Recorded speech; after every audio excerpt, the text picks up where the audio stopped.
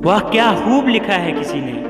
मैं पसंद तो बहुत हूँ लोगों को, मगर जब मेरी ज़रूरत होती है और जब ज़रूरत नहीं होती तब सब भूल जाते हैं। अकेले रहना अच्छा है बजाय उनके साथ रहने से जिन्हें तुम्हारी कदर ही नहीं। जिंदगी एक ऐसी किताब है जिसके हजारों पन्ने हैं मगर हमने नहीं पढ़े।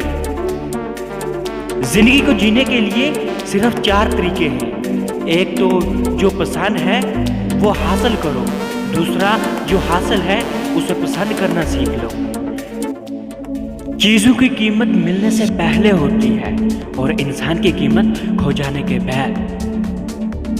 जिसके पास उम्मीद है हजारों बार हार कर भी वो नहीं हारता। कामयाब वो नहीं होते जो कभी नाकाम नहीं होते, बल्कि कामयाब तो वो होते हैं जो कभी हार नहीं मानते।